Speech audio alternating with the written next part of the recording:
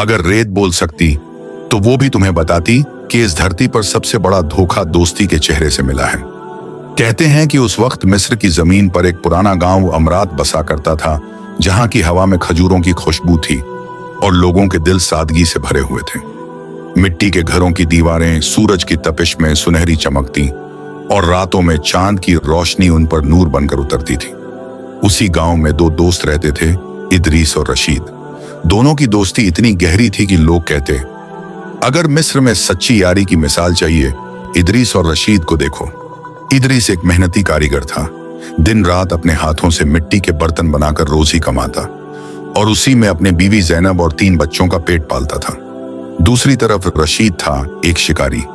वो सुबह होते ही जंगल की तरफ निकल जाता, जहां रेत और खामोशी के सिवा कुछ न था, मगर उसके लिए वही जंगल उसकी जिंदगी था। एक रोज इदरीस ने रशीद से कहा, भाई जब मैं काम पर जाता हूं तो घर में बच्चे अकेले रह जाते हैं। दिल में डर रहता है कि कहीं कोई नुकसान ना हो जाए। अगर तू कभी फुर्सत में हो तो जरा मेरे घर का ख्याल रख लिया कर। रशीद ने मुस्कुराकर कहा, ए इदरीस, तूने मुझसे कहा और मैं मना करूं? तेरे घर की रखवाली मेरी आंखों का फर्ज है। दोनों की दोस्ती और गहरी हो गई। लेकिन एक दिन रेत के सफर से इदरीस का बाप शेख अब्दुल हकीम गांव आया। चेहरे पर सफेद दाढ़ी, हाथ में लकड़ी की लाठी और आंखों में तजुर्बे का नूर। उसने कुछ दिन वहीं कयाम किया। जब उसने रशीद को देखा, उसकी बातों का अंदाज और निगाहों की चाल समझी तो दिल में एक सर्द एहसास हुआ। शाम को शेख ने बेटे से कहा, बेटा, दोस्ती एक नेमत है, मगर हर दोस्त अमानतदार नहीं होता। रशीद पर भरोसा मत कर, उसके दिल में सच्चाई कम और ख्वाहिश ज्यादा है। इदरीस को यह बात नागवार गुजरी। उसने सोचा, शायद बाप बूढ़ा हो गया है, अब हर इंसान में शक देखने लगा है, और उसने अपने वालिद की बात को हवा में उड़ा दिया। कुछ दिन बाद शेख वापस चला गया। गांव फिर उसी सुकून में लौट आया। लेकिन एक दिन जब इदरीस काम पर गया हुआ था, रशीद मौका देखकर उसके घर आया। उसने ज़ैनब से गैर अखलाकी बात छेड़ी और कहा, अगर तू मेरे करीब आ जाए तो मैं तुझे सोने के दीनार दूंगा। ज़ैनब ने गुस्से से कहा, रशीद, अपनी जुबान संभाल। मैं अपने शौहर की अमानत हूं, किसी की ललचाई निगाह के लिए नहीं। मगर रशीद की नीयत अब जहर बन चुकी थी। वो धमकी देने लगा, अगर तूने इनकार किया, मैं तेरे ही मुंह से तेरे नाम का इल्जाम लगा दूंगा। ज़ैनब का दिल कांप गया। इज्जत औरत की जान होती है। डर के साए में उसने वो गुनाह कर डाला जो उसे उम्र भर जलाता रहा। दिन बीतते गए और ये रिश्ता अब रोज का एक पाप बन गया। ज़ैनब अपने गुनाह से टूट चुकी थी, मगर हिम्मत नहीं थी सच कहने की। एक दिन किस्मत ने पर्दा उठा दिया। शेख अब्दुल हकीम और उसकी बीवी अचानक आए और उन्होंने वो मंजर देखा जो उनकी रूह को हिला गया।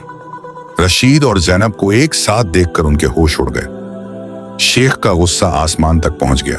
उसने रशीद को पकड़कर लाठियों से पीटा और ज़ैनब को कहा, तूने वो किया जो मौत से भी बदतर है। शाम को जब इदरीस लौटा तो बाप ने कहा, बेटा, ये तेरी गलती का नतीजा है।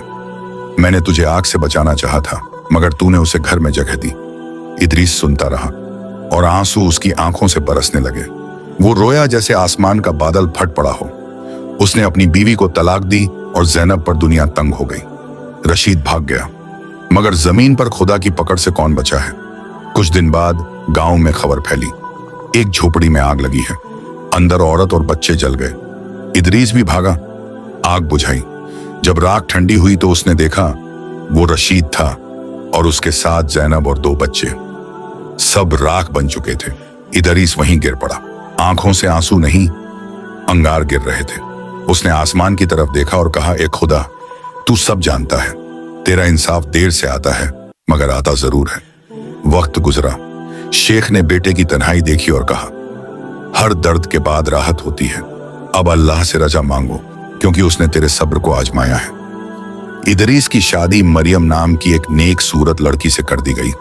उसका चेहरा ऐसा था कि चांद भी उसे देखकर शर्मा जाए। मरियम ने इदरीस के दिल के जख्मों पर मरहम रखा। इदरीस ने जिंदगी से सबक लिया। अब वो घर का पहरेदार बन गया था। दोस्तों को दिल में नहीं, सिर्फ दहलीज तक रखता था। वो समझ चुका था, सच्चा होना काफी नहीं, अक्लमंदी और एहतियात भी जरूरी है। खुदा ने उसके सब्र का सिला दिया, पहले से 100 गुना बेहतर जिंदगी। और ये कहानी हमें सिखाती है कि भरोसा तोहफा है, हर शख्स के काबिल नहीं। और जो अपने घर की इज्जत की हिफाजत करता है वो दरअसल अपनी रूह की हिफाजत करता है। खुदा देर करता है मगर अंधेर नहीं करता।